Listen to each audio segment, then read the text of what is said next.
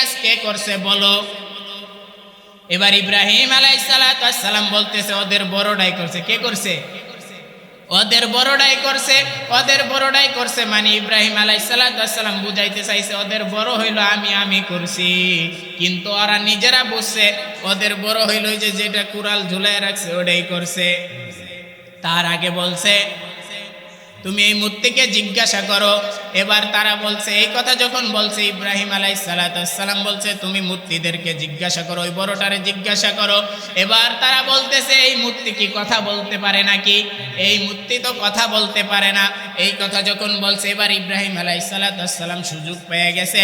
ইব্রাহিম আলাইহিস সালাম ডাক দিয়া বললেন, রে হে শুনো, যেই মূর্তি কথা বলতে পারে না, যার পাছার ভিতর দিয়া বাঁশ যদি না দেয় তাহলে সে সোজা ফিলে দাঁড়ায় থাকতে পারে না, সেই মূর্তি তিনি যদি মায়ের থেকে যদি তাকে রক্ষাই না করতে পারে, মায়ের থেকে যদি তাকে ফিরাইতেই না পারে, তাহলে ওই মূর্তি কিয়ামতের ময়দানে আল্লাহর জাহান্নাম থেকে তাদেরকে কিভাবে বাঁচাবে? সুবহানাল্লাহ। আল্লাহ পাক রব্বুল আলামিন দুনিয়ার ভিতরে যাকে পাঠানোর ইচ্ছা করবে দুনিয়ার কোনো মানুষ তাকে ফিরাইতে পারবে না, ঠিক কিনা বলেন? আল্লাহ পাক রব্বুল আলামিন দুনিয়ার ভিতরে যদি কাউকে পাঠাইতে চায় দুনিয়ার কোনো মানুষ তাকে ফিরাইতে পারবে না। পয়গম্বর ইব্রাহিম আলাইহিস সালামকে আল্লাহ পাক রব্বুল আলামিন দুনিয়ার ভিতরে পাঠাইতে চাইলেন। তৎকালীন বাবেল নগরীর ভিতরে ছিলেন বাদশা নমরুদ। আল্লাহ পাক রব্বুল আলামিন এই পৃথিবীর ভিতরে চারজন বাদশাকে সারা পৃথিবী রাজত্ব করছেন। চারজনকে আল্লাহ পাক রব্বুল আলামিন তামাম পৃথিবীর বাদশাহী বানিয়ে দিয়েছিলেন, তামাম পৃথিবী রাজত্ব করেছেন। এর ভিতরে একজন ছিল নমরুদ। এই নমরুদ একবার তৎকালীন যত জাদুকর আছে সমস্ত জাদুকরদেরকে ডাইকে বললেন, হে জাদুকররা, তোমরা দেখো আমার এত বড় রাজত্ব, তামাম পৃথিবী আমি ক্ষমতার, আমি রাজ সিংহাসনে বসলাম, তামাম পৃথিবী আমি রাজত্ব করতেছি, আমার উপরে কি কেউ আবার আইসা আমার ক্ষমতা কি তছনছ করে দিবে নাকি? এরকম কোনো আমার শত্রু আছে নাকি? তুমি দেখো। এবার জাদুকররা গণনা কইরা দেখতেছে এরকম একটা ছেলে আসবে, সেই ছেলেটা আপনার সমস্ত রাজ সিংহাসন ভেঙে দিবে, আপনি এই ক্ষমতায় বেশি দিন থাকতে পারবেন না। এই কথা যখন বলছে নমরুদের তো মাথা গরম হয়ে গেছে। এবার নমরুদ বলতেছি ওই ছেলেটা কি আসছে নাকি আসবে?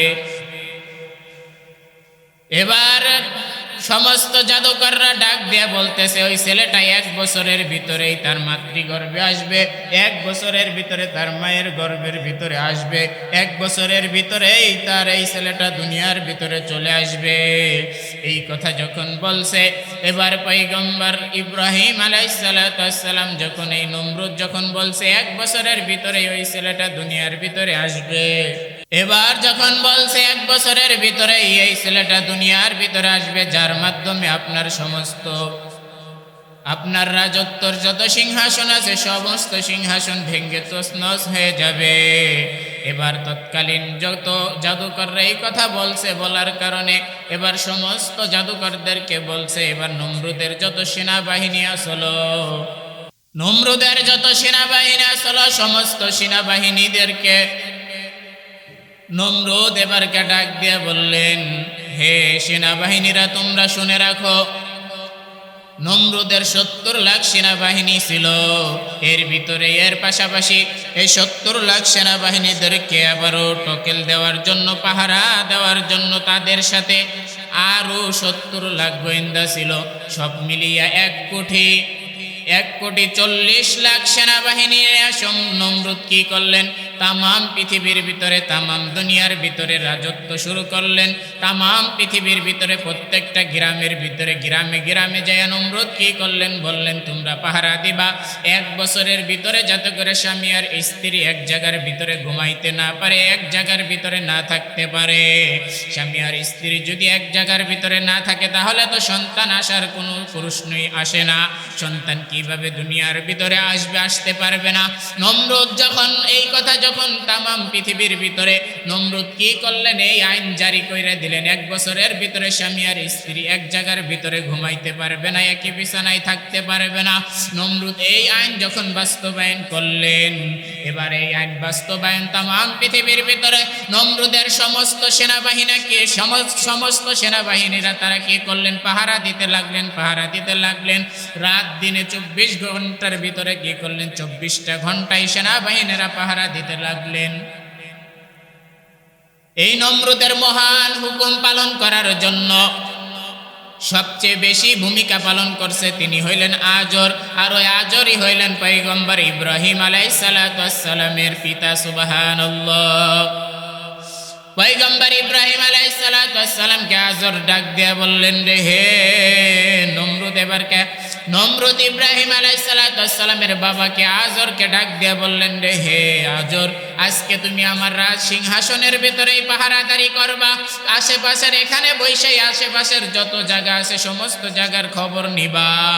এই কথা যখন বলছে, আজর বলছে, আচ্ছা ঠিক আছে, আমি আজকে রাতে এখানে পাহারা দিব।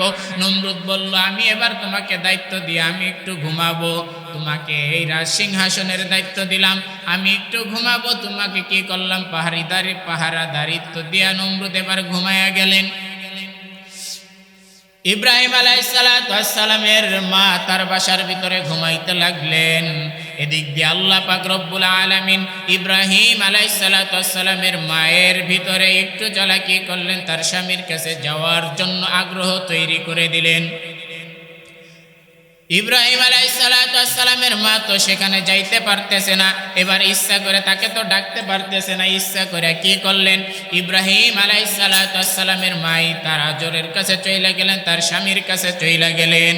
যাওয়ার পরে নমরুদের একটা রাজ সিংহাসনের একটা কক্ষের ভিতরে তাদের মিলন হয়ে গেল। এই মিলন হওয়ার কারণেই তাদের ওই ইব্রাহিম আলাইহিস সালাতু ওয়াস সালামের মায়ের গর্ভের ভিতরে সন্তান চলে আসলেন, তিনি হইলেন পয়গম্বর ইব্রাহিম। সুবহানাল্লাহ। পয়গম্বর ইব্রাহিম আলাইহিস সালাতু ওয়াস সালাম তার মায়ের গর্ভের ভিতরে চলে গেলেন। এবার ইব্রাহিম আলাইহিস সালাতু ওয়াস সালামের মা তার বাসার ভিতরে চলে গেলেন। এদিক দিয়ে রাতের ভিতরে, রাতের অন্ধকারে কি হয়ে গেছে কেউ টের পাই নাই, কি হয়ে গেল কেউ কোনো খবর নাই, কারো কোনো খবর নাই। এবার ইব্রাহিম আলাইহিস সালাতু ওয়াস সালাম তার মায়ের গর্ভের ভিতরে বড় হইতে লাগলেন। কিন্তু এখানে একটা আল্লাহ পাক রব্বুল আলামিন একটা কুদরত ভালোভাবে রাখলেন, একটা কুদরত জাহির করে দিলেন। দেখবেন স্বাভাবিকভাবে যদি কোনো মা বোনের পেটের ভিতরে যদি ছেলে সন্তান চলে আসে, তাহলে আস্তে আস্তে পেটটা বড় হইতে থাকে। কিন্তু পয়গম্বর ইব্রাহিম আলাইহিস সালাতু ওয়াস সালামের মায়ের পেট আস্তে আস্তে বড় হয় নাই, আল্লাহ পাক রব্বুল আলামিনের কুদরতের মাধ্যমে ইব্রাহিম আলাইহিস সালাতু ওয়াস সালামের মায়ের পেটের ভিতরে আস্তে আস্তে বড় করলেন। সুবহানাল্লাহ। এবার পয়গম্বর ইব্রাহিম আলাইহিস সালাতু ওয়াস সালাম যখন তার মায়ের পেটের ভিতরে বড় হইতে লাগলেন, দীর্ঘ 8-9 মাস পরে যখন বড় হয়ে গেলেন ইব্রাহিম আলাইহিস সালাতু ওয়াস সালাম, এবার জান্নাত থেকে আল্লাহ পাক রব্বুল আলামিন জিব্রাইলকে পাঠিয়ে দিলেন। জিব্রাইল আলাইহিস সালাতু ওয়াস সালাম আয়েশা ইব্রাহিম আলাইহিস সালাতু ওয়াস সালামের মাকে ডাক দিয়ে বলেন, রে হে মহিলা শোনো, আল্লাহ পাক এই নমরুদ কি করলেন, দীর্ঘ 1 বছর যেই সন্তানটাকে দুনিয়ার ভিতরে আসতে দিবে না, তাকে কেন্দ্র করিয়া স্বামী আর স্ত্রী এক জায়গার ভিতরে ঘুমাইতে দেয় নাই, এক জায়গার ভিতরে থাকতে দেয় নাই। এই সন্তানটাই কিন্তু তোমার গর্ভের ভিতরে আছে, বলেন না সুবহানাল্লাহ। এবার পয়গম্বর ইব্রাহিম আলাইহিস সালাতু ওয়াস সালামের মা একটু চিন্তার ভিতরে পড়ে গেলেন, তাহলে আমি আমার এই সন্তানকে কখন কোথায় ডেলিভারি করব। এবার পয়গম্বর ইব্রাহিম আলাইহিস সালাতু ওয়াস সালামের মাকে জিব্রাইল আলাইহিস সালাতু ওয়াস সালাম বললেন, তোমার লা তাখাফ ওয়া লা তাহসান, তোমার কোনো চিন্তা করতে হবে না, তোমার কোনো টেনশন করতে হবে না। জান্নাত থেকে ধারতি আসবে, জান্নাত থেকে আল্লাহ পাক রব্বুল আলামিন নাস পাঠায়া দিবে। জান্নাত থেকে নাস পাঠায়া দিলেন, ক্লিনিকের ব্যবস্থা কোথায় ডেলিভারি হবে। এবার পয়গম্বর ইব্রাহিম আলাইহিস সালাতু ওয়াস সালামের মাকে জিব্রাইল আলাইহিস সালাতু ওয়াস সালাম নিয়ে গেলেন একদম পাহাড়ি জঙ্গলের ভিতরে, একটা পাহাড়ের ভিতরে নিয়ে গেলেন। সেখানে নেওয়ার পরে ইব্রাহিম আলাইহিসসালামের সেখানেই তার ডেলিভারি, ইব্রাহিম আলাইহিসসালামের মায়ের সেখানেই ডেলিভারি হয়ে গেল। এবার পয়গম্বর ইব্রাহিম আলাইহিসসালাম কিরকম সুন্দর ছিলেন, যেই জমানায় আল্লাহ পাক রব্বুল আলামিন নবী এবং রাসূলদের পাঠায়, ওই জমানায় নবী এবং রাসূলদের চাইতে কোনো নবী কোনো মানুষ সুন্দর হয় না। সুবহানাল্লাহ। পয়গম্বর ইব্রাহিম আলাইহিসসালামের চেহারা এত সুন্দর চেহারা দেখে তার মা তো আশ্চর্য হয়ে গেছে, হায় হায় আমার ছেলেটা এত সুন্দর, নমরুদের বাহিনী যদি পায় তাহলে তো আমার ছেলেকে মেরে ফেলবে, আমার ছেলেকে দুনিয়ার ভিতরে বাঁচায় রাখবে না, আমার ছেলেকে মেরে ফেলবে। এবার ইব্রাহিম আলাইহিসসালামের মাকে জিবরাইল আলাইহিসসালাম ডাক দিয়ে বললেন, রে হে মহিলা, তুমি কোনো চিন্তা করিও না, তুমি কোনো টেনশন করিও না, তুমি তোমার ছেলেকে এখানে রাইখা পাহাড়ের ভিতরে রাইখা চলে যাও, তোমার ছেলেকে বাঁচানোর দায়িত্ব একজনের, তিনি কে? আল্লাহ পাক রব্বুল আলামিন তোমার ছেলেকেই বাঁচাবে। এবার তার ছেলেকে ইব্রাহিম আলাইহিসসালামের মা জঙ্গলের ভিতরে পাহাড়ের ভিতরে রাইখা ওখান থেকে চলে গেলেন, বাসায় চলে গেলেন। এদিক দিয়ে ইব্রাহিম আলাইহিসসালাম জঙ্গলের ভিতরে বড় হইতে লাগলেন। এবার ইব্রাহিম আলাইহিসসালাম জঙ্গলের ভিতরে শিশু মানুষ, ছোট মানুষ কান্না করতে লাগলেন। তিনি যখন কান্না করতে লাগলেন, আসমান থেকে ফেরেশতারাও দেখতে লাগলেন, তারা বলতেছেন, হে আল্লাহ, এখান থেকে ছোট একটা বাচ্চা, ছোট একটা শিশু, তার মা চলে গেল জঙ্গলের ভিতরে রাইখা, এখন এই আপনার এই ছোট বাচ্চাকে কে খাওয়াবে, কে রিজিক দিবে? এবার আল্লাহ পাক রব্বুল আলামিন ফেরেশতাদেরকে ডাক দিয়ে বললেন, রে হে ফেরেশতার দল, দুনিয়ার কোনো মানুষ কাউকে রিজিক দিতে পারে না, দুনিয়ার কোনো মানুষ কাউকে খাওয়াইতে পারে না, দুনিয়ার মানুষ কাউকে রিজিক দিতে পারে না, সমস্ত রিজিক দেওয়ার মালিক একজন, তিনি কে? জোরে বলেন, রিজিক দেওয়ার মালিক কে? আল্লাহ পাক রব্বুল আলামিন রিজিক দেওয়ার মালিক। এবার আল্লাহ পাক রব্বুল আলামিন ফেরেশতাকে বললেন, তুমি একটু প্রসেস করো, তুমি কি করো, একটু জ্বালা সহযোগিতা করো। সহযোগিতাটা হইল কি, তুমি ইব্রাহিম আলাইহিসসালামের 3টা আঙ্গুল তার মুখের ভিতরে ঢুকাইয়া দাও। কয়টা? 1 নম্বরে শাহাদাতি আঙ্গুল, 2 নম্বরে মাঝের আঙ্গুল, 3 নম্বরে এই 3 নম্বর আঙ্গুল, এই 3টা আঙ্গুল ইব্রাহিম আলাইহিসসালামের মুখের ভিতরে ঢুকাইয়া দাও। এবার জিবরাইল আলাইহিসসালাম কি করলেন, ছোট বাচ্চাদের আঙ্গুল কিন্তু একদম অনেক নরম হয়, দেখবেন ছোট মানুষের হাত অনেক নরম হয়। এবার পয়গম্বর ইব্রাহিম আলাইহিসসালামের মুখের ভিতরে যখন জিবরাইল আলাইহিসসালাম 3টা আঙ্গুল ঢুকাইয়া দিলেন, এবার 3টা আঙ্গুল নরম মনে করে, মায়ের স্তন মনে করে ইব্রাহিম আলাইহিসসালাম যখন চুষা শুরু করছে, আল্লাহ পাক রব্বুল আলামিন প্রথম আঙ্গুল দিয়ে মধু, দ্বিতীয় আঙ্গুল দিয়ে দুধ, তৃতীয় নম্বর আঙ্গুল দিয়ে পানি, স্বচ্ছ পানির ব্যবস্থা করে দিছে। সুবহানাল্লাহ। আল্লাহ পাক রব্বুল আলামিন যদি কোনো মানুষকে খাওয়ায় তাহলে মধু খাওয়াইতে চাক লাগে না, কোনো মানুষকে যদি আল্লাহ পাক রব্বুল আলামিন খাওয়ায় তাহলে দুধ খাওয়াইতে গাবি লাগে না, কোনো মানুষকে যদি আল্লাহ পাক রব্বুল আলামিন খাওয়ায় তাহলে পানি খাওয়াইতে টিউবওয়েল লাগে না, ঠিক কিনা বলেন? এবার ইব্রাহিম আলাইহিসসালাম বড় হয়ে গেলেন, ওই জঙ্গলের ভিতরে আস্তে আস্তে যখন বড় হইলেন, এবার জঙ্গল থেকে দেখবেন বাঘ কি আছে, বাঘ মানুষের মাংস পাইলে সবচেয়ে বেশি খুশি হয়, মানুষের ঘিরান পাইলে সবচেয়ে বেশি খুশি হয়। বাঘ যত মানুষের যত কিছুর গোস্ত খায়, এর ভিতরে মানুষের ঘিরান পাইলে সবচেয়ে বেশি খুশি হয়ে যায়। যখন ইব্রাহিম আলাইহিসসালামের ঘিরান পাইলেন, বাঘ এবার জঙ্গল থেকে আসতে লাগলেন। ইব্রাহিম আলাইহিসসালামকে যখন থাবা মারবেন, আল্লাহ পাক রব্বুল আলামিন বললেন, রে হে বাঘ, তুমি যেখানে আসছো ওখানেই দাঁড়ায় থাকো, এক পাও নড়তে পারবা না, তুমি যেখানে আসছো ওখানেই দাঁড়ায় থাকো। এবার বাঘ চিন্তা করলেন, আমি যখন খাইতে পারবো না তাহলে চলে যাই। বাঘ এবার লেজ ঘুরাইয়া যখন চইলা যাইতে লাগলেন, এবার আল্লাহ পাক রব্বুল আলামিন বললেন, হে বাঘ, তুই যখন আসছস তাহলে এখান থেকে চলেও যাইতে পারবি না, আমার ইব্রাহিমকে খাইতেও পারবি না। সুবহানাল্লাহ। এবার বাঘ আল্লাহকে ডাক দিয়া বলতেছে, তাহলে আমি এখানে বইসা কি করব? এবার আল্লাহ পাক রব্বুল আলামিন বললেন, তুমি আমার পয়গম্বরের শরীরের ভিতরে যত মাছি এবং মশা বসবে সমস্ত মাছি মশা খেদাইবা। সুবহানাল্লাহ। এবার বাঘ কি করলেন, তার লেজ দিয়া মাছি খেদাইতে লাগলেন। এবার বাঘ ডাক দিয়া বললেন, রে হে আল্লাহ, আমি একা একা বইসা কতক্ষণ পর্যন্ত মাছি খেদাবো? এবার আল্লাহ পাক রব্বুল আলামিন বাঘকে ডাক দিয়া বলতেছে, তোমার একা খেদাইতে হবে না, তুমি এখানে বসো, আমি আরো 3টা বাঘ পাঠাইয়া দিতাছি। আরো 3টা বাঘ আল্লাহ পাক রব্বুল আলামিন পাঠাইয়া দিলেন। 4টা বাঘ মিল্লা কি করলেন, পয়গম্বর ইব্রাহিম আলাইহিস সালাতু ওয়াস সালামকে একদম তার দিকে নেজ দিয়া ও অন্যদিকে মুখ দিয়া বসে আছেন, যাতে করে নমরুদ তো ইব্রাহিম আলাইহিস সালাতু ওয়াস সালামকে পাইলেই হত্যা করবে, মেরে ফেলবে। এবার বাঘ দিয়া কি করলেন, আল্লাহ পাক রব্বুল আলামিন ইব্রাহিম আলাইহিস সালাতু ওয়াস সালামকে পাহারা দিয়া বড় করলেন। সুবহানাল্লাহ। ইব্রাহিম আলাইহিস সালাতু ওয়াস সালাম বড় হয়ে গেলেন। ইব্রাহিম পয়গম্বর যখন বড় হয়ে গেলেন, এবার ইব্রাহিম বাবেল নগরের ভিতরে একটা মেলা হইতো। সেই মেলায় ওই জমানায় তাদের একটা কালচার ছিল, ওই মেলার ভিতরে যদি কোনো মানুষ না যাইতো তাহলে তাকে অপমান করা হইতো, লজ্জা দেওয়া হইতো। এবার ইব্রাহিম আলাইহিস সালাতু ওয়াস সালাম যখন বড় হয়ে গেলেন, ইব্রাহিম পয়গম্বরকে নমরুদ তার সমস্ত বাহিনীরা ডাক দিয়া বললেন, হে ইব্রাহিম, চলো আমরা মেলার ভিতরে যাই, মেলার ভিতরে পূজা দিতে যাই। এবার ইব্রাহিম আলাইহিস সালাতু ওয়াস সালাম বললেন, না না, আমি ইন্নী সাকিম, আমি অসুস্থ, আমি যাইতে পারবো না। কি বলছে? আমি যাইতে পারবো না, আমি একটু অসুস্থ। এই কথা যখন বলছে, এবার তারা সবাই বলছে, আচ্ছা ঠিক আছে, তোমার যাইতে হবে না, তুমি আমাদের এই মন্দিরের ভিতরে যত মূর্তি আছে সমস্ত মূর্তিদেরকে কি করো, পাহারাদারি করো। এবার ইব্রাহিম আলাইহিস সালাতু ওয়াস সালামকে যখন মূর্তির পাহারাদার দিয়া যখন তারা সবাই মেলার ভিতরে চইলা গেছে, এবার ইব্রাহিম আলাইহিস সালাতু ওয়াস সালাম দুধের বাটি, শরবত, বিভিন্ন প্রকারের ফল ফুলরারি নিয়ে কি করছে, এবার তার ওই মূর্তির ভিতরে, ওই মূর্তির ঘরের ভিতরে, গির্জার ভিতরে গেছে। যাওয়ার পরে মূর্তি এক একটা দেখতেছে, এক এক আকৃতিতে হা কইরা রইছে, একটাই হাত এরকম রয়েছে, হা কইরা বসে আছে। এবার ইব্রাহিম আলাইহিস সালাতু ওয়াস সালাম যখন ফলের একটা খাবার নিয়ে কি করছে, মূর্তির সামনে ধরছে, বলতেছে নে খা। কি করতেছ?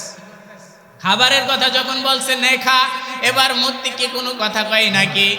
আপনার যদি কোনো ছেলে সন্তান বলে, যদি ছোট একটা ছেলে বলে, বাবা আমি চানাচুর খাবো, আমাকে চানাচুর কিনা দাও, এবার যদি চানাচুর কেনার পরে যদি না খায়, তাহলে আপনার রাগ উঠবে কি উঠবে না? অবশ্যই উঠবে। এবার যত মূর্তি আছে, মূর্তিদের দেখতেছে হা কইরা রইছে, তাদের সামনে খাবার দিছে কিন্তু খাবার খায় না। ইব্রাহিম পয়গম্বরের ভিতরে রাগ উঠে গেছে, তার মাথার ভিতরে রক্ত গরম হয়ে গেছে। এবার ইব্রাহিম আলাইহিস সালাতু ওয়াস সালাম হাতের ভিতরে একটা কোরাল নিয়ে যত মূর্তি আসলে সমস্ত মূর্তিদেরকে ভাঙ্গা চুরমার করে দিছে। বলেন না সুবহানাল্লাহ। সমস্ত মূর্তি যখন ভাঙ্গা যখন চুরমার করে দিছে, বড় একটা মূর্তি শুধুমাত্র রাইখা দিছে। বড় মূর্তিটা রাখার পরে বড় মূর্তির গলার ভিতরে আল্লাহ ইব্রাহিম আলাইহিস সালাতু ওয়াস সালাম কুড়ালটা ঝুলাইয়া দিছে। কুড়াল যখন ইব্রাহিম আলাইহিস সালাতু ওয়াস সালাম বড় মূর্তির গলার ভিতরে ঝুলাইয়া দিছে, ঝুলানোর পরে ওরা মেলা শেষ করে সবাই আসছে। আসার পরে তারা দেখতেছে, হাই হাই, আমাদের তো সর্বনাশ হয়ে গেছে, এই কাম কে করলো, আমাদের খোদার কারা এরকম এই কাজটা কে করলো, আমাদের খোদাকে কারা মারলো। এবার ইব্রাহিম আলাইহিস সালাতু ওয়াস সালামকে তো পাহারাদারি দিয়া এখান থেকে গেছিল। এবার ইব্রাহিমকে ডাক দিয়া বলতেছে, এই ইব্রাহিম, এই কাজ কে করছে বলো। এবার ইব্রাহিম আলাইহিস সালাতু ওয়াস সালাম বলতেছে, ওদের বড়টাই করছে। কে করছে? ওদের বড়টাই করছে। ওদের বড়টাই করছে মানে ইব্রাহিম আলাইহিস সালাতু ওয়াস সালাম বুঝাইতে চাইছে, ওদের বড় হইল আমি করছি, কিন্তু ওরা নিজেরা বুঝছে ওদের বড় হইল যে যেটা কুড়াল ঝুলাই রাখছে ওটাই করছে। তার আগে বলছে, তুমি এই মূর্তিকে জিজ্ঞাসা করো। এবার তারা বলছে, এই কথা যখন বলছে ইব্রাহিম আলাইহিস সালাতু ওয়াস সালাম বলছে, তুমি মূর্তিদেরকে জিজ্ঞাসা করো, ওই বড়টারে জিজ্ঞাসা করো। এবার তারা বলতেছে, এই মূর্তি কি কথা বলতে পারে নাকি? এই মূর্তি তো কথা বলতে পারে না। এই কথা যখন বলছে, এবার ইব্রাহিম আলাইহিস সালাতু ওয়াস সালাম সুযোগ পেয়ে গেছে। ইব্রাহিম আলাইহিস সালাতু ওয়াস সালাম ডাক দিয়া বললেন, রে হে শুনো, যেই মূর্তি কথা বলতে পারে না, যার পাছার ভিতর দিয়া বাঁশ যদি না যায় তাহলে সে সোজা ফিলে দাঁড়ায় থাকতে পারে না, সেই মূর্তি যদি মায়ের থেকে যদি তাকে রক্ষাই না করতে পারে, মায়ের থেকে যদি তাকে ফিরাইতেই না পারে, তাহলে ওই মূর্তি কিয়ামতের ময়দানে আল্লাহর জাহান্নাম থেকে তোদেরকে কিভাবে বাঁচাবে? সুবহানাল্লাহ। ওরা যদি কথাই না কইতে পারে, ওরা যদি নিজের আত্মরক্ষায় যদি নিজের শরীরের যদি সেফটি যদি না দিতে পারে, তাহলে কিয়ামতের ময়দানে আল্লাহ পাক রব্বুল আলামিনের জাহান্নাম থেকে তোদেরকে কিভাবে বাঁচাবে? এই কথা যখন বলছে, এবার নমরুদের মাথা গরম হয়ে গেছে। নমরুদ বলতেছে, হে ইব্রাহিম, তুমি বেশি বাইরে গেছো, তোমার আল্লাহর কি পাওয়ার আছে, তোমার আল্লাহর কি ক্ষমতা আছে, তুমি একটু বলো। এই কথা যখন বলছে, এবার ইব্রাহিম আলাইহিস সালামের কথার জবাবে নমরুদ বলতেছে, আমার আল্লাহ কি করে? জীবনও দেয় আবারও মৃত্যুও দেয়। কে? জীবন মরণ দেওয়ার মালিক কে? আল্লাহ পাক রব্বুল আলামিন জীবন এবং মরণ দেওয়ার মালিক। এবার ইব্রাহিম আলাইহিস সালাম যখন এই কথা বলছে, নমরুদ কি করছে? জেলখানা থেকে 2 জন আসামি আনছে। কি করছে? জেলখানা থেকে 2 জন আসামি আসছে। 2 জন আসামি আনার পরে নমরুদ শুনছে, একজনের হলো যাবজ্জীবন কারাদণ্ড, আরেকজন হলো আগামীকাল ফাঁসি হবে। যেই জন হলো যাবজ্জীবন কারাদণ্ড, ওই জনকে নমরুদ একটা হাতের ভিতরে ছুরি নিয়ে পেটের ভিতরে ঢুকাইয়া দিছে। ঢুকানোর পরে সঙ্গে সঙ্গে ওই লোকটার পেট দিয়ে রক্ত বের হইতে হইতে সঙ্গে সঙ্গে দাপাইতে দাপাইতে ওই লোকটা জায়গায় মৃত্যুবরণ করছে। এবার আরেকটা ছুরিটা হাতের ভিতরে নিয়ে দ্বিতীয় লোকের পেটের ভিতরে যখন ঢুকাইতে যাবে, ঢুকানোর মুহূর্তেই নমরুদ থাইমে গেলে বলল, যা, তোকে মারবো না, তোকে ছেড়ে দিলাম, তোকে আমি জান বাঁচাইয়া দিলাম, তোকে আমি কি করলাম? জীবন ভিক্ষা দিয়া দিলাম, তোকে আমি জীবন দিলাম। এই কথা যখন বলছে ইব্রাহিম আলাইহিস সালামকে নমরুদ ডাক দেয়া বলতেছে, তুমি দেখো, আমি একজনকে জীবন দিলাম, আরেকজনকে মৃত্যু দিলাম। আসলে তো একজনকে মারলো, আরেকজনকে বাঁচাইয়া দিল। এবার ইব্রাহিম আলাইহিস সালাম বললেন, হে নমরুদ, শুনে রাখো, আমার আল্লাহ পাক রব্বুল আলামিন প্রতিদিন পশ্চিম দিক থেকে, পূর্ব দিক থেকে সূর্য ওঠায় পশ্চিম দিকে নিয়ে ডুবায়। কি করে? আমার আল্লাহ পাক রব্বুল আলামিন পূর্ব দিক থেকে সূর্য উঠায়া প্রতিদিন পশ্চিম দিক নিয়ে ডুবায়। তুমি যদি, তোমার যদি এতই পাওয়ার থাকে, তাহলে তুমি কি করো? পশ্চিম দিক থেকে সূর্য উঠায়া পূর্ব দিকে নিয়ে ডুবাও। এই কথা যখন বলছে, নমরুদের তো মাথা গরম হয়ে গেছে। নমরুদ লাজবাব, এবার তার কথা বন্ধ হয়ে গেছে। নমরুদের মাথা গরম হয়ে গেছে। নমরুদ এবার বলতেছে, তোমার আল্লাহর কি পাওয়ার আছে? আমি তোমার আল্লাহর সাথে যুদ্ধ করব। বলেন না নাউজুবিল্লাহ। নমরুদ এবার আল্লাহ পাক রব্বুল আলামিনের সাথে যুদ্ধ করার জন্য 50 কিলোমিটারের ভিতরে তার সমস্ত সেনাবাহিনী কি করলেন? দাঁড় করাইলেন। সমস্ত সেনাবাহিনী খোলা ময়দান আসছে আল্লাহর সাথে যুদ্ধ করার জন্য। ইব্রাহিম পয়গম্বর বসে আছে। নমরুদের 1,40,00,000 বাহিনী ছিল, তার সেনাবাহিনী 1,40,00,000 বাহিনী দিয়ে আল্লাহ পাক রব্বুল আলামিনের সাথে যুদ্ধ করার জন্য খোলা ময়দানে আসছে। বাঁশের সিঁড়ি বানাইছে, আল্লাহ পাক রব্বুল আলামিনকেই মেরে ফেলবে, আল্লাহকে আর রাখবে না। কি করবে না?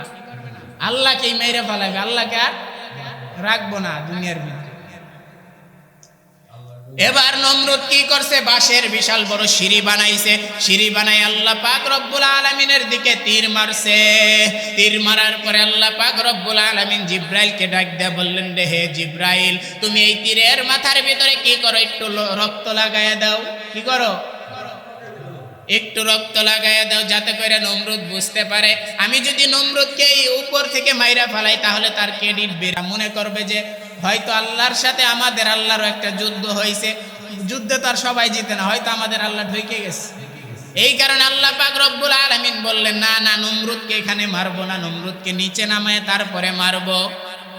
নমরুদের সমস্ত বাহিনী যখন 50 কিলোমিটার জায়গার ভিতরে যখন দাঁড়ায় আসে, সবাই একদম লোহার পোশাক পরছে।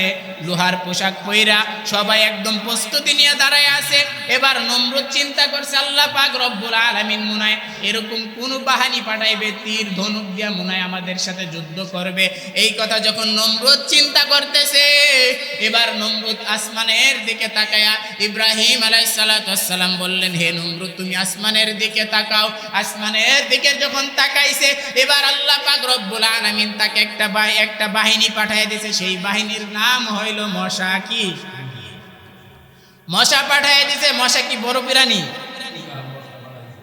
আমাদের এখানে বসলে আমরা থাপ্পড় দেয় মেরে ফেলাই। আল্লাহ পাক রব্বুল আলামিন নমরুদকে বেজ্জুতি করার জন্য সবচেয়ে ছোট একটা প্রাণী পাঠিয়ে দিয়েছে, যাতে কইরা এই প্রাণীর মাধ্যমে মারলে সারা জীবন ইতিহাস হয়ে থাকে, যাতে কইরা জালেমরা বুঝতে পারে আল্লাহ পাক রব্বুল আলামিনের সাথে যদি আমরা যুদ্ধ করি, আল্লাহ পাক রব্বুল আলামিনের সাথে যদি পাঙ্গা নেই, তাহলে কোনো মানুষ দুনিয়ার ভিতরে অস্তিত্ব থাকতে পারবে না। এবার যখন নমরুদ প্রস্তুতি নিয়েছে, আল্লাহ পাক রব্বুল আলামিন একদম একটা মশার বাহিনী পাঠিয়ে দিয়েছে। এবার নমরুদ আসমানের দিকে তাকায় দেখতেছে কালো ধোঁয়ার মতো আসতেছে।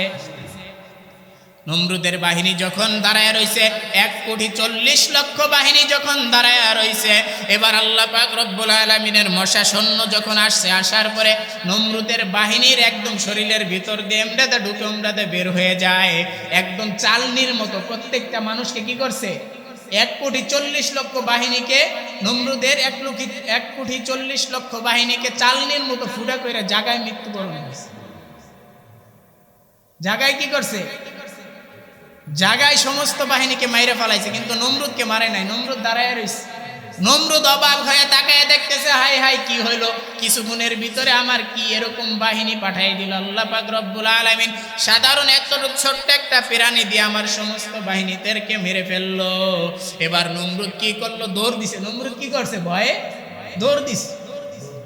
নমরুদ যখন দৌড় দিয়ে তার সিংহাসনের ভিতরে যখন যাওয়া ধরলো, তার রাজপ্রাসাদের ভিতরে যখন ঢুকা ধরলো, একটা ল্যাংড়া মশা আসছে নমরুদের সামনে আইসা বলতেছে, নমরুদ দাঁড়া। একটা ল্যাংড়া মশা, ভালো মশা নেই, ল্যাংড়া মশা পাও একটা নাই। দেখবেন ল্যাংড়া জিনিস কিন্তু একদম বেঢঙ্গ হয়।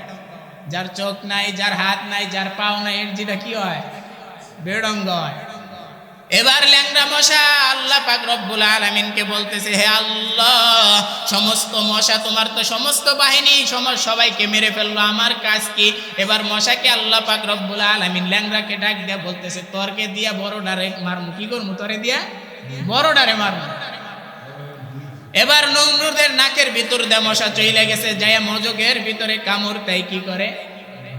আমাদের শরীরের ভিতরে মশা কামড় দিলে কেরম লাগে, কিন্তু নমরুদের তো শরীরের ভিতরে মশা কামড়ায় না। যখন নমরুদের মজকের ভিতরে মশা কামড় দেয়, তাহলে তার কেমন লাগে চিন্তা করেন। নমরুদের মজকের ভিতরে যখন মশা কামড়ায়, নমরুদ কি করে? তার হাত দিয়ে মশাকে মারার জন্য মাথা থাবড়ায়, কিন্তু তার যন্ত্রণা শেষ হয় না। একটা পর্যায়ে নমরুদ কি করলো? একজনকে রাখলো, বলতেছে, তুমি আমার দায়িত্ব পালন করবা। তুমি কি করবা? তোমার দায়িত্ব হইল শুধুমাত্র আমার মাথাকে, আমার মাথায় যখন মশা কামড় দিবে তখন এই বাইরে বা কি করবা? এবার একজন বাহিনীকে রাখছে নমরুদ, দায়িত্বশীল একজন মানুষকে রাখছে। জুতা দাও যখন নমরুদের মাথার ভিতরে বাড়ি দেয়, তখন একটু ভালো লাগে। বাড়ি যখন বন্ধ করে, তখনই আবার জ্বালা পোড়া শুরু হয়ে যায়। নমরুদকে এক পর্যায়ে জুতা দা বাড়ি দিতে দিতে ওই লোকটা প্রথম চিন্তা করতেছে, তোমাকে প্রত্যেক মাসে বেতন দেওয়া হবে, তুমি শুধুমাত্র কি করবা? দেশের বাদশাকে বাইরেইবা। এবার ওই লোক চিন্তা করতেছে, আমার কোনো বেতন দেওয়া লাগবে না, আমি দেশের বাদশাকে বাইরেইতে পারবো, জুতে দেয়, এইটাই আমার সবচেয়ে বড় চাওয়া। এইটাই আমার বেতন দেওয়ার দরকার নাই, আমি কি করব? শুধুমাত্র জুতাটা বাইরে হবো। এবার শখে শখে তো দায়িত্ব নিছে। দায়িত্ব নেওয়ার পরে কিছুদিন পরে জুতাটা বাইরে। এবার ওই লোকটা যখন বাথরুমের ভিতরে যায়, ওই লোকটাকে টাইনাই না বলে, এই জুতাটা বাড়ি কি কর, জুতাটা বাড়ি দে। কত বড় বেজ্জতি করে আল্লাহ পাক রব্বুল আলামিন তাকে মারছে, চিন্তা করছে। এবার ওই লোক চিন্তা করতেছে, হাই হাই, আমি যদি এখানে এবারে জুতাটা বাইরেতে থাকি, আমার কোনো খাওয়া নাই, কোনো গোসল নাই, তাহলে তো আমি এমনিতেই মারা যাব। এবার এক পর্যায়ে কে করলো? নমরুদকে ওই লোক এবার একটা বিশাল বড় মুগুর নিয়ে কি করছে? পিছনে বইসা আছে। যখন মুগুর নিয়ে বইসা আছে, এবার নমরুদ কি করলো? নমরুদ বলতেছে, মশা যখন কামড়ায়, মশা কামড় দেয়, এবার বলতেছে আমাকে বাড়ি দে। ওই লোক কি করলো? নমরুদকে ইচ্ছা মতো এরকম জোরে মুগুর দিয়ে বাড়ি দিছে, এক বাড়িতেই নমরুদের ছাদ শেষ। নমরুদ জায়গায় মৃত্যুবরণ করছে। এবার মশা দেখতেছে এই ছাদের ভিতরে কি নাই? মাথার ভিতরে ছাদ নাই, এইরকম একটা নোংরা পরিবেশে বসে বসে থাকা যায় না। এবার মশা কি করছে, শূন্য উড়াল দিয়ে চলে গেছে। আল্লাহ পাক রব্বুল আলামিন বুঝাইতে চায়, দুনিয়ার যত বাদশা আছে, দুনিয়ার কোনো বাদশা এরকম কোনো বাদশা আজ পর্যন্ত এত বড় বাদশা হইতে পারে নাই। আল্লাহ পাক রব্বুল আলামিন নমরুদকে তামাম পৃথিবীর ক্ষমতা দিছিলেন, তামাম পৃথিবীর রাজত্ব দিছিলেন। এত বড় রাজত্ব দেওয়ার পরে যখন মানুষের উপরে জুলুম করছে, মানুষদেরকে যখন হত্যা করছে, মানুষদেরকে যখন মারছে, আল্লাহ পাক রব্বুল আলামিন নমরুদকে মারার জন্য বড় কোনো বাহিনী পাঠায় নাই, শুধুমাত্র ছোট্ট একটা প্রাণী মশার মাধ্যমে আল্লাহ পাক রব্বুল আলামিন নমরুদকে মেরে শেষ করে দিয়েছে। বলেন ঠিক কিনা? এবার পয়গম্বর ইব্রাহিম আলাইহিস সালামকে যখন পয়গম্বর ইব্রাহিম আলাইহিস সালাম বড় হইতে লাগলেন, বড় হয়ে গেলেন, এবার নমরুদ যখন দুনিয়ার ভিতরে ছিলেন, আল্লাহ পাক রব্বুল আলামিনের সাথে তো যুদ্ধ করলেন, কিন্তু পয়গম্বর ইব্রাহিম আলাইহিস সালামকে আল্লাহ যখন সমস্ত মূর্তিকে ইব্রাহিম আলাইহিস সালাম ভেঙে ফেলছে, সমস্ত মূর্তি ভাঙ্গার কারণে নমরুদ বলতেছে, তোমাকে এবার কি আগুনের ভিতরে ফালানো হবে। বাবেল নগরের ভিতরে যত মানুষ আছে, যত যুবক এবং যুবতী আছে, যারা প্রাপ্ত বয়স্ক, সবাইকে নমরুদ অর্ডার করছে, তোমরা কি করবা, শাল কাঠ 1 মুন করে প্রতিদিন শাল কাঠ জমা করবা। দীর্ঘ 1 মাস পর্যন্ত যখন শাল কাঠ ওখানে বাবেল নগরীর ভিতরে পালা করছে, পালা করার পরে নমরুদ এবারকে কি করছে, ইব্রাহিম আলাইহিস সালামকে আগুনের ভিতরে ফালাবে। যখন ওই আগুন যখন জ্বালাইছে, আগুন জ্বালানোর কারণে এরকম আগুন জ্বলছে, দীর্ঘ 50 কিলোমিটার, 1 কিলোমিটারের ভিতরে কোনো মানুষ যাওয়ার শক্তি নাই। এবার ইব্রাহিম আলাইহিস সালামকে আগুনের ভিতরে ফালানোর জন্য চরকার ভিতরে ইব্রাহিম পয়গম্বরকে বাঁধছে। কিসের ভিতরে? চরকার ভিতরে ইব্রাহিম আলাইহিস সালামকে বাঁধার পরে এবার পয়গম্বর ইব্রাহিম আলাইহিস সালামকে আগুনের ভিতরে ফালাবে। এবার জিব্রাইল আলাইহিস সালাম কি করলেন, চরকের গোড়া টাইট করে ধরে রাখলেন। এবার দেখতেছে চরক ঘুরে না, ইব্রাহিম পয়গম্বরকে হালাইতে পারতেছে না। এবার পিছন দিয়ে ইবলিস আছে, ইবলিস চিনেননি আপনারা? শয়তান চিনেন? ইবলিস শয়তান আইসা এবার নমরুদকে ডাক দিয়ে বলতেছে, হে নমরুদ, হে মহারাজ, শুনে রাখেন, আপনার চরক যত মানুষ ধৈরা ঘোরাক না কেন, ইব্রাহিমকে আগুনের ভিতরে ফালাইতে পারবেন না। কারণ বড় 2 মস্তান কি করছে, চরকের গোড়া ধৈরা রাখছে। এবার ইব্রাহিম পয়গম্বর বলতেছে, তাদের সাথে কি আমি যুদ্ধ করব, তাদেরকে কিভাবে তাড়াবো? এবার শয়তান বলতেছে, তাদেরকে তাড়ানো যাবে, এইভাবে তাড়ানো যাবে না, তাদেরকে তাড়ানোর সিস্টেম হইল এই চক্রার গোড়ায় জিনা শুরু করতে হবে। বলেন না নাউজুবিল্লাহ। চক্রার গোড়ায় যদি জিনা করেন, এই ফেরেশতারা যেখানে জিনা হয় সেখানে থাকে না, যেখানে সুদ ঘুষ, মানুষ যখন সুদ ঘুষ খায় সেখানে এই ফেরেশতারা থাকে না। যখন মদ, গাঁজা, ইয়াবা, ফেন্সিডিল, গাঁজা যেখানে খাওয়া হয়, বাবা যেখানে খাওয়া হয়, বিড়ি, সিগারেট, গাঁজা, মদ যেখানে খাওয়া হয় সেখানে ফেরেশতারা থাকে না। ঠিক কিনা বলেন? এবার যখন নমরুদ কি করছে, 40 জন বেশ্যা মহিলাদেরকে ডাক দিয়া বললেন, তোমরা কি করবে, এই চক্রার গোড়ার ভিতরে জিনা করবা, জিনা করার কারণে তোমাদেরকে একটা পুরস্কার দেওয়া হবে। কি করা হবে? কথা কয় না। তোমাদেরকে একটা পুরস্কার দেওয়া হবে। সেই পুরস্কারের মাধ্যমে তোমাদেরকে, যখন তোমরা আমার এখানে আসবা, তোমাদেরকে প্রত্যেকবার আমি স্পেশাল ভাবে মাল দিব, স্পেশাল ভাবে আমার যত রাজ্যের দামি দামি সম্পদ আছে তোমাদেরকে দেওয়া হবে। এবার ওই 40 জন মহিলা এবং 40 জন যুবককে নমরুদ কি করছে, 40 জন মহিলাকে একটা টোকেন দিছে। সেই টোকেনটার নাম হইল টিপ। কি বলে? ওই যে ওখান থেকে ওই টিপ যখন ওই 40 জন মহিলা দিছে, দেওয়ার পরে ওই 40 জন মহিলা ওখান থেকেই আমাদের অমুসলিম এবং মুসলিমদের ভিতরে টিপ জারি হয়ে গেছে। মান তাশাব্বাহা বিকওমিন ফাহুয়া মিনহুম। আল্লাহ রাসূল সাল্লাল্লাহু আলাইহি ওয়াসাল্লাম বলেন, মান তাশাব্বাহা বিকওমিন ফাহুয়া মিনহুম। ভালো কইরা শুনো, আল্লাহ রাসূল সাল্লাল্লাহু আলাইহি ওয়াসাল্লাম বলেন, যার সাথে যার মিল হবে কিয়ামতের ময়দানে তার সাথে তার হাসর হয়ে যাবে। এই জমানায় যেই মুসলিম মহিলা, যেই মুসলিম নারী কি করবে, ওই নমরুদের ওখান থেকে টিপ জারি হয়েছে। এই জমানায় যারা কপালের ভিতরে টিপ দিবে নমরুদের ওই 40 জন বেশ্যার সাথে, তারা জাহান্নামে চলে যাবে। বলেন না নাউজুবিল্লাহ। এটা কি আমার কথা? কার কথা? আল্লাহ রাসূলের।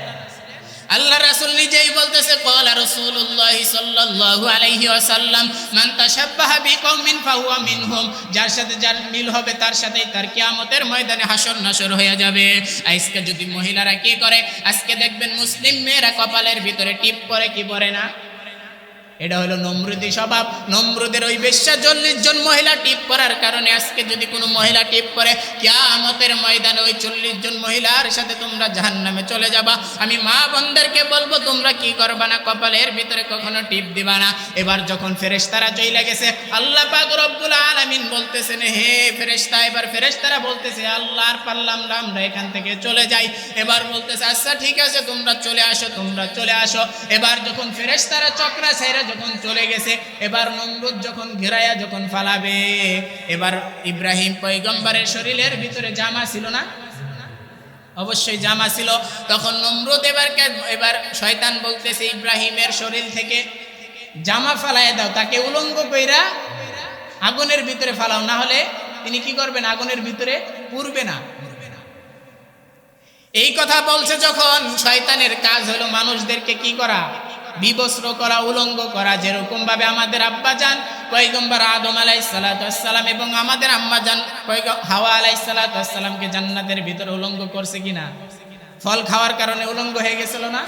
শয়তানের কাজ হলো মানুষদেরকে বেইজ্জতি করা, উলঙ্গ করা।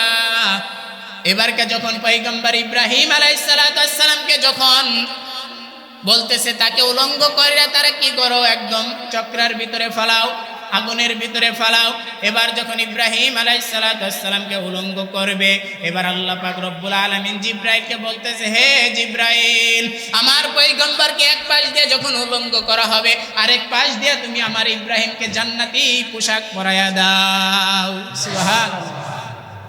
এবার ইব্রাহিম পয়গম্বরকে যখন উলঙ্গ করা হয়েছে, ফেরেশতা জিব্রাইল আলাইহিস সালাতু ওয়াস সালাম তাকে জান্নাতি পোশাক পরাইয়া দিয়েছে। এবার জিব্রাইল আলাইহিস সালাতু ওয়াস সালাম জান্নাত থেকে আরেকটা খাট নিয়ে আসছে। নমরুদের ওই আগুনের ভিতরে তো চলার উপরে বসতে পারবে না, জান্নাতি একটা খাট আইনে আগুনের ভিতরে রাখছে। এবার জান্নাত থেকে ইব্রাহিম আলাইহিস সালাতু ওয়াস সালামকে পোশাক পরাইয়া দেওয়া হয়েছে। এবার ফেরেশতা ডাক দিয়ে বলতেছে, হে ইব্রাহিম, আমি কি আমার এই 600 ডানার পাখা দিয়ে তোমার এই আগুনকে কি হটায় ফেলবো নাকি? এবার ইব্রাহিম আলাইহিস সালাতু ওয়াস সালাম বললেন, না না, যে আল্লাহ পাক রব্বুল আলামিন আমাকে এই পরীক্ষার ভিতরে ফেলাইছে, সে আল্লাহ পাক রব্বুল আলামিন দেখতেছে কি দেখতেছে না বলেন? আজও যদি তোমাদের মাঝে কেউ ইব্রাহিমের মতো ঈমান আনিতে পারো, অগ্নিকেও পুষ্প বলে পরিণত করিতে পারো, ঠিক কিনা? মুসার মতো ঈমান হলে রাস্তা হবে সাগর জলে, ইউসুফের মতো ঈমান হলে একে একে দরজা খুলে। ইব্রাহিমের মতো ঈমান যদি আজও তোমরা আনতে পারো বিদ্যমান, অগ্নিকুণ্ডে খুবসুরত দেখতে পাবে ফুলবাগান। পয়গম্বর ইব্রাহিম আলাইহিস সালাতু ওয়াস সালামকে যখন আগুনের ভিতরে ফালানো হইল, এবার পয়গম্বর ইব্রাহিম আলাইহিস সালাতু ওয়াস সালাম আগুনের ভিতরে থাকার পরে আল্লাহ পাক রব্বুল আলামিন আগুনকে ডাক দিয়ে বললেন, হে আগুন, জন্মের পর থেকেই তোকে আমি একটা ধর্ম দিছিলাম, দুনিয়ার যত কিছু পাবি সমস্ত জিনিস জ্বালায়া পুড়ায়া ভস্ম করে দিবি, সব কিছু জ্বালায়া দিবি, কিন্তু আজকে আমি তোকে একটা আদেশ করলাম, সেই আদেশটা হইল তুমি আমার ইব্রাহিমকে একটা পশঙ্গ জ্বালাইতে পারবা না। সুবহানাল্লাহ। আল্লাহ পাক রব্বুল আলামিন পবিত্র কালামুল্লাহ শরীফের ভিতরে বলেন, কুলনা ইয়া নারু কুনি বারদাও ওয়া সালামান আলা ইব্রাহিম। সুবহানাল্লাহ। এবার পয়গম্বর ইব্রাহিম আলাইহিস সালাতু ওয়াস সালামকে যখন আগুনের ভিতরে ফালানো হইল, আগুন হয়ে গেল জান্নাতের ফুল বাগিচা। সুবহানাল্লাহ। ইব্রাহিম আলাইহিস সালাতু ওয়াস সালাম যখন আগুনের ভিতরে ফালানো হইল, একটা ব্যাং চিনেননি আপনারা? একটা ব্যাং ডাক দিয়ে বলতেছে, হে আল্লাহ, আমি কি আমার ইব্রাহিমের পক্ষে কি থাকতে পারি? আমি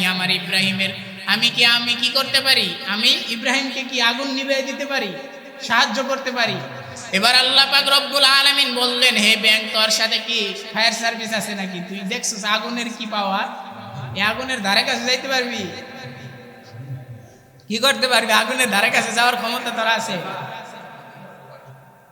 কিন্তু যখন এই কথা যখন বলছে, তখন ব্যাং বলতেছে, আল্লাহ, আমি আগুন নিভাইতে পারবো না, তবে তোমার পয়গম্বরের পক্ষে থাকতে পারবো কি পারবো না, ঠিক কিনা? তবে তোমার ইব্রাহিমের পক্ষে থাকতে পারবো, সত্যের পক্ষে থাকতে পারবো। এবার ইব্রাহিম আলাইহিস সালামের পক্ষে ব্যাংটা থাকার কারণে ব্যাং কি করলেন, পেশাব করে দিলেন। পেশাব করার পরে তার ব্যাং নমরুদের কোনো ক্ষতি হয় নাই, ইব্রাহিম আলাইহিস সালামের কোনো উপকার হয় নাই। তবে ব্যাঙের 3টা উপকার হয়েছে। কয়টা?